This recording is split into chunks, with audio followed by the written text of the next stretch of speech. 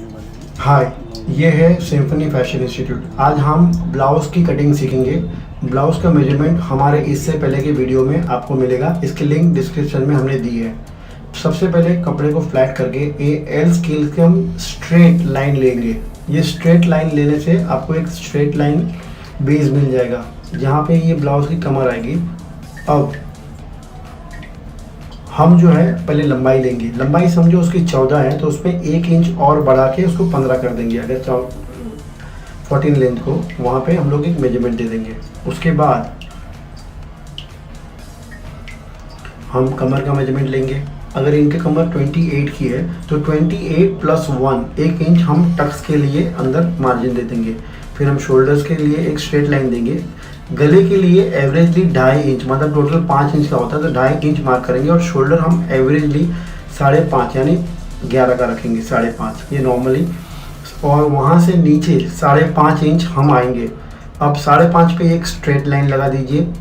और जो बैक होता है वहाँ पे जो स्ट्रेट होता है उससे आपको एवरेजली 0.25 इंच बाहर की तरफ जाना होता है। तो देखिए 0.25 इंच का हम मेजरमेंट लेंगे और बाहर की तरफ 0.25 इंच चले जाएंगे और इस तरह से मार्किंग कर लेंगे। ये पहला मार्किंग हमारा हो गया। अब हम चेस्ट जो उसका टोटल मेजरमेंट है उसका चौथा भाग, मतलब अगर 34 का चेस्ट है तो 8.5 पे यहाँ पे मार्किंग कर लेंगे।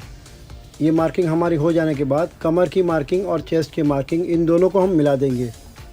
ये हो जाने के बाद देखिए एक मैंने आधा इंच का एक मार्जिन छोड़ा है सिलाई मारने के लिए। उसके बाद हम उनका जो टक्स है उसके ऊपर एक मार्क कर लेंगे और वहाँ से एक मार्किंग ले लेंगे। उसके बाद सेंटर से वहाँ से एवरेजली 2.5 इंच छोड़ देंगे।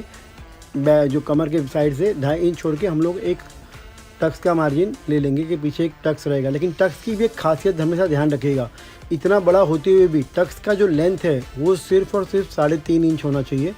जब 3.5 इंच के पर हम आधा इंच दोनों तरफ लगाएंगे तो आधे इंच तक ही हमें ब्रॉड जाना है। ये आधे इंच तक जैसे हम ब्रॉड चलेंगे उसके बाद हमें सीधा हो जाना है।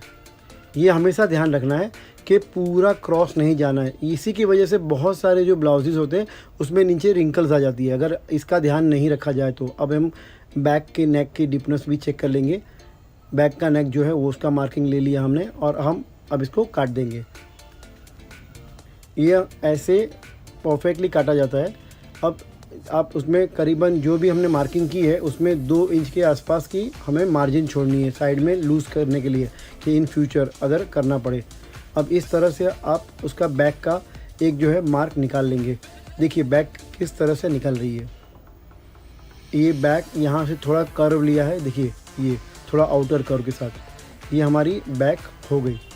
अब यहाँ पे देखिए बैक में जैसे टक्स से उसे एक नॉच कर दिया, वो नॉच मारने के बाद टक्स दबा के देखिए तो ये थोड़ा क्रॉस हो गया। अब ये क्रॉस हो गया ना तो उसको सीधा कर लेना है, क्योंकि अगर वो क्रॉस को सीधा नहीं करेंगे तो आगे जाके भी वो क्रॉस दिखेगा। जब कोई भी लेडी पहनेगी तो वहाँ पे वो दिखता है और वो रिंकल दिखाता है पूरे ब्लाउज़ में। तो वो रिंकल से बचने के लिए सबसे आसान तरीका है। ये हो जाने के बाद हमें कमर जो मेजरमेंट है वो लिख देना है कमर के ऊपर। इसका 28 का कमर है और चेस्ट का मेजरमेंट पे हमें लिख देना है चेस्ट का, जिसका 34 है। ये हमारा यहाँ पे काम जो हमारा जो बैक है उसका हो गया। अब हम शुरुआत करेंगे हमारे नेक्स्ट मतलब इसका फ्रंट काटने की। हमने पहले बैक काट लिया है, अब हम इसका फ्रंट काटेंगे। फ्रंट काटने के लिए देखिए किस तरह से हमने कपड़े को पूरा उल्टा कर लिया है। अब यहाँ पे हम लोग बैक को वहाँ पे रखेंगे एक नॉर्मल मार्जिन। देखिएगा वो जो कॉर्नर्स होता है उससे 1 इंच के डिस्टेंस पे रखना है, वो आगे जाके आपको बहुत काम करेगा। अब हम इसके ऊपर एक मार्किंग ले लेंगे, इसकी पूरी इसकी एक फ्रेम बना देंगे, बैक की एक फ्रेम पूरी, उसके खाली मार्किंग उठा लेंगे। तो जैसे ही हम बैक के फ्रेम की मार्किंग उठा रहे हैं, ये देखिए ऐसे जो भी बैक था उसके सामने उसकी मार्किंग हमने उठा ली। ये एकदम परफेक्शन से सामने। अब जो बैक से अमूमन फ्रंट 1.5 इंच बड़ा रहता है। ये नेचुरली आप जो भी कटिंग फ्रंट की करेंगे 1.5 इंच बड़ा बैक रहता ही है और ये रखना चाहिए नॉर्मली, क्योंकि चेस्ट का मेजरमेंट हमारा होता है, कपिंग होती है, कपिंग की वजह से वो 1.5 इंच का जो है ब्लाउज़ ऊपर आ जाता है। अब जो बैक में हमने 0.25 इंच बाहर लिया था, फ्रंट में हमें स्ट्रेट लेना है। फ्रंट में हमें बैक बाहर नहीं जाना है, एकदम स्ट्रेट जाना है। और वो जो मार्किंग है हमने पूरी ले ली और वहाँ से एक राउंड आर्च ले लिया। अब हम क्या करेंगे, सिलाई की मार्किंग ले लेंगे कि यहाँ से सिलाई लगने वाली है, तो यहाँ से सिलाई लगने वाली है, वहाँ से टक्स की मार्किंग की तरफ हम लोग एक मार्किंग कर देंगे। अब सेंटर जो होता है उसका सेंटर ले लेंगे। अब वहाँ से हम 4 इंच रखेंगे नॉर्मली। ये 4 इंच यहाँ पे ले लिया हमने, 4 इंच यहाँ पे ले लिया। ये दोनों चीज़ें करने के बाद वहाँ से 1.5 इंच इस तरफ हम थोड़ा सा टक्स के लिए भी ले लेंगे। अब हमने ये स्ट्रेट मार दिया। अब देखिए यहाँ से 1.5 इंच अंदर सेंटर में हम लोग एक टक्स लेंगे, टक्स छोटा सा टक्स सेंटर में जो गले में ग्रिपिंग देगा उसका। और यहाँ पे क्या करना है, जो कॉर्नर है ना, कॉर्नर से करीबन 1 इंच उस तरफ रहना है बाहर की तरफ, और आपको एक वहाँ से भी उसको मिला देना है। ये दोनों आपने मिला दिया, ये आपका एक काम हो गया। जो आपका जो देखिएगा कि वहाँ से 1 इंच बाहर की तरफ, फिर वैसे ही सेम जैसे हमने बैक में किया था, यहाँ से 3.5 इंच के ऊपर ले लेंगे। देखिए अमूमन मैक्सिमम जो स्टैंडर्ड साइज़ है पूरा जो बस्ट का होता है वो 7x7 होता है, मतलब 2 बस्ट 7 इंचेस के सर्कल में होते हैं। तो हम उस सर्कल की फ्रेम को हमेशा याद रखेंगे। ये हमेशा याद रखिए, जो भी बस्ट का सर्कल होता है, कोई भी बस्ट हो फ्रॉम 32 to 42, इसका सर्कल जो होता है वो 7 इंचेस का होता है, पूरा एक सर्कल। तो इसको लेने का एक तरीका है आसान। अब देखिए 3.5 के बाद वापस हम लोग यहाँ पे भी सीधे हो जाएंगे। देखिए कमर है ना 3.5 तक बिलो बस्ट जाता है, किसी का भी बस्ट जो होता है वो 3.5 इंच से बिलो बस्ट हो जाता है। उसके बाद और गहरा जाने की ज़रूरत नहीं पड़ती, तो हमको वो स्ट्रेट जाना है, क्योंकि उसके बाद कमर सीधी हो जाती है। अब हमने फ्रंट के गले का मार्किंग ले लिया। फ्रंट के गले में हम लोग पूरा जहाँ से ऊपर से लिया उतना लेंगे, क्योंकि दोनों तरफ दबता है। अब जो उनके चेस्ट का मार्जिन था 8.5 के बाद 1.25 इंच हमें एक्स्ट्रा लेना है, क्योंकि वो हम टक्स के लिए काटने वाले हैं। जो टक्स है जो हम दोनों तरफ आधा इंच काटेंगे, जो टक्स में कटेगा और टक्स में दबेगा, वो जो मार्जिन है हमने 1.25 इंच आगे ले लिया है। अब यहाँ पे कमर में देखिए, कमर का मार्किंग यहाँ बिलो बस से लेना है, कभी भी एकदम डाउन से नहीं लेना है। बिलो बस में दोनों तरफ आधा इंच हमने छोड़ा है सिलाई के लिए। सिलाई के वहाँ से देखिए यहाँ पे अमूमन 2.5 इंच मिलेगा, और 2.5 इंच आगे पकड़ के आपको कमर ले लेनी है इसके साथ 2.5 मिला के 2.5 के ऊपर ही मार्किंग करनी है। तो ये हमने ये भी मिला दिया, ये बहुत ही अच्छी तरह मिल गया। अब ये मार्किंग करने के बाद यहाँ पे हमने टक्स में जो दोनों तरफ मार्किंग किया था 1.5 इंच का, इसका हमने एक फ्लो ले लिया। ये हो गया आपका फ्रंट की मार्किंग्स, ये दोनों तरफ दबेगा ये फ्रंट। अभी 3 टक्स इसके अंदर हो गए, एक सेंटर के, एक नीचे का और एक वहाँ के ऊपर का। अब हम ये फ्रेम निकाल देंगे। इस फ्रेम को निकालने के बाद जो 2 इंच का मार्जिन जैसे हमने बैक में छोड़ा था, इसमें भी हम 2 इंच का मार्जिन छोड़ेंगे जैसे हमने ये कटिंग किया था अभी। लेकिन यहाँ पे देखिए ध्यान रखिएगा, यहाँ पे क्योंकि फाइनल कटिंग नहीं है तो शोल्डर परफेक्ट रखेंगे, लेकिन यहाँ ऊपर 1 इंच रहेंगे हम लोग। ये ऊपर 1 इंच और 2 इंच का एक्स्ट्रा मार्जिन ये हम लोग रखेंगे साइड में। तो ये आपका फ्रंट का एक फ्रेम निकल गया है। अब जहाँ जहाँ हमने मार्किंग की है वहाँ हम धीरे धीरे उसको काटेंगे। अब देखिए मैंने ये जो कॉर्नर में मैं जो पहले तो यहाँ पे जो सेंटर में थोड़ा ज़्यादा कपड़ा है उसको एग्जैक्टली, मतलब हम लोग कहते हैं एक दाब का 0.5 इंच का खाली छोड़ना है मोड़ने वाला कपड़ा। अब यहाँ पे देखिए जहाँ से हमने मार्किंग किया है वहाँ से हम लोग वहाँ से उसको काट देंगे। ये देखिए पूरी मार्किंग के ऊपर परफेक्टली मार्किंग के ऊपर काटना है जो हमने मार्किंग की है। ये हो गया वन साइड। अब सेकंड साइड भी हम लोग सेम मार्किंग को ही फॉलो कर देंगे। ये एक आपका बहुत ही आसान तरीका ब्लाउज़ काटने का है। यहाँ आपको कोई कागज़ काटने की ज़रूरत नहीं, कुछ भी काटने की ज़रूरत नहीं, अगर आपने ये प्रोसेस फॉलो किया है तो। और फिटिंग बहुत ही अच्छी बैठ जाती है, बहुत ही प्यारी फिटिंग बैठती है। ये हमने ले लिया दोनों फ्रेम, दोनों के सेंटर के जो होते हैं टक्स का मार्जिन वहाँ पे हम लोग नॉच ले लेंगे, और सेंटर में जहाँ हम टक्स मारने वाले वहाँ पे भी एक नॉच ले लेंगे। अब हम करेंगे क्या, अब देखिए आपको ये देखना है कि जब हम ये सिलाई करेंगे तब हम दोनों तरफ कितना सिलाई दबाने वाले हैं। तो आपको देखो समझ में आएगा। जैसे मैंने चौक का मार्किंग किया है तो यहाँ पे हम लोग एक चौक की मार्किंग करेंगे जहाँ पे सिलाई लगेगी, और यहाँ पे चौक की मार्किंग करेंगे जो यहाँ पे सिलाई लगेगी। तो हमको क्या करना है कि उसको एक के ऊपर एक रख देना है, मतलब दोनों लाइन एक के ऊपर एक होनी चाहिए, और नीचे देखिए कमर में ये सेट होना चाहिए, ये ऐसे बोना एक पैरेलल लाइन में होना चाहिए।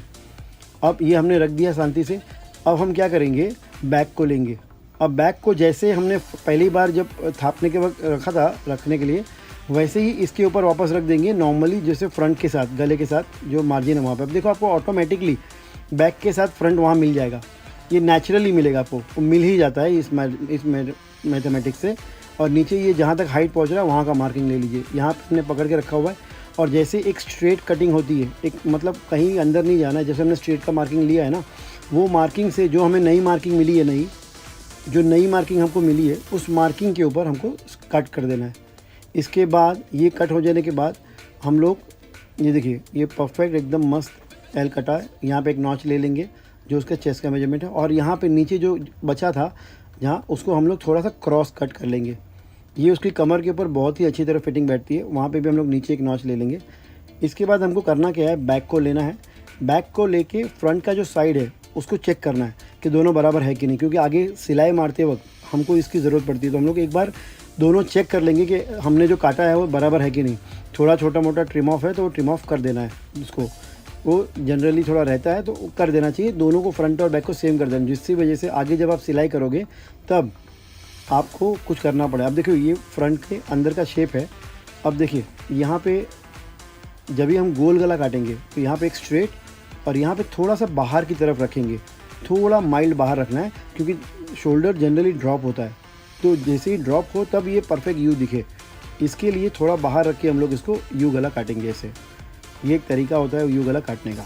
ये काट देने के बाद ये बीच में मैंने जो एक नॉच लिया था वहाँ पे भी हम टक्स मारने वाले, देखो ऊपर का गले का ऐसा बाहर आ गया, तो हमको उसको भी स्ट्रेट कर देना है। वो एवरेजली हम लोग स्ट्रेट कर देते, जैसे हम स्ट्रेट करेंगे बाद तो सीधा दिखना चाहिए। ये उसका नेचुरल लुक है जिससे इसके शोल्डर पे ग्रिप मिलेगा। अब ये हो जाने के बाद अब देखिए आपका बैक हो गया, आपका फ्रंट हो गया। अब ये बैक का गला कैसे काटते हैं। बैक के गले में क्या है, जो शोल्डर पे एवरेजली हमको 3 इंच मिलता है, हमको नीचे यहाँ पे भी 3 इंच का मार्का करना है। ये 3 इंच मार्का करने के बाद एक स्ट्रेट लाइन कर देनी है, यही आपको परफेक्ट फिटिंग देगा ये वाला। और फिर जो इसका स्क्वायर फॉर्मेशन होगा उस स्क्वायर फॉर्मेशन पे एक आर्च ले लेंगे। ये आर्च से हमारा ये हो गया यू गला। अब ऐसा काटेंगे तो जब वो पहनेंगे तो परफेक्ट स्ट्रेट यू दिखेगा। जैसे ही वो बॉडी के ऊपर आएगा, भले हमने ये इस तरह से अभी काटा है, लेकिन जब वो बॉडी पे आएगा तो एकदम परफेक्ट यू दिखेगा। अब देखिए एक नॉर्मल गोल गले वाला ड्रेस ब्लाउज़ जो है वो ऐसे आपको दिखेगा। पूरा कट जाने के बाद ये उसकी फ्रेम है, ये आपको, और ये एकदम परफेक्टली क्लाइंट्स को बैठ ही जाएगा। उसके बाद ये हमने रख दिया। अब इसके बाद हम काटेंगे इसकी स्लीव्स। देखिए स्लीव्स कैसे काटी जाती है। स्लीव्स काटने का भी एक सिंपल तरीका है, क्योंकि हमने स्लीव्स के लिए भी कस्टमर के मेजरमेंट्स लिए हुए हैं, तो हमें उसके लिए डरने की ज़रूरत नहीं है, क्योंकि वो भी मेजरमेंट्स हमको मिल ही जाएंगे। हम यहाँ पे 4 फोल्ड कर देंगे स्लीव्स के लिए, क्योंकि 2 स्लीव्स होती है। तो यहाँ पे जब भी फ्रंट और बैक काटा था 2 फोल्ड था, अभी हम स्लीव्स काट रहे हैं तो ये 4 फोल्ड रहेगा। अभी उसके जो हमने आर्म राउंड लिया था ये आ गया। अब इसके स्लीव्स का लेंथ 6 है, तो हम लोग 1 इंच ज़्यादा बढ़ा के 7 रख लेंगे। वहाँ से नीचे हम लोग ये करने के बाद 3.5 इंच हम लोग नीचे आएंगे। जनरली सबका हाथ में हम लोग 3.5 इंच आते ही है नीचे। 3.5 इंच ये नेचुरल ह्यूमन साइज़ है, तो सब ड्रेस हो या ब्लाउज हो 3.5 इंच आना है। और जो हमने उनका आर्म का मेजरमेंट लिया है, जो उनका लिया है, हम उसी मेजरमेंट को ले लेंगे। यहाँ पे हमको लूजिंग नहीं देनी है, क्योंकि ये ब्लाउज़ है, ये कट टू कट हाथ में बैठता है। उसके बाद देखिए एक मार्किंग मेरी देखिए, इस मार्किंग के हिसाब से आपको काटना है। पीछे का हिस्सा थोड़ा सा ऐसा बाहर की तरफ बड़ा रहेगा और अंदर आगे का हिस्सा अंदर की तरफ ऐसा रहेगा। दोनों फ्रंट और बैक के बीच में अमूमन 1 इंच का फ़र्क रहेगा। ये फ़र्क होना ही चाहिए, तो ही आपकी फ़िटिंग सही से बैठती है। अब देखिए कितनी सफाई से पूरी मार्किंग के साथ ये कट रहा है। ये बैक हो गया, हमने बैक पहले काट लिया, फिर थोड़ा सा 2 टुकड़ा आगे का लिया, आगे का फ्रंट हमने काट दिया। तो ये सामने सामने बैठने के लिए सही से हो जाएगा ऑपोजिट के लिए।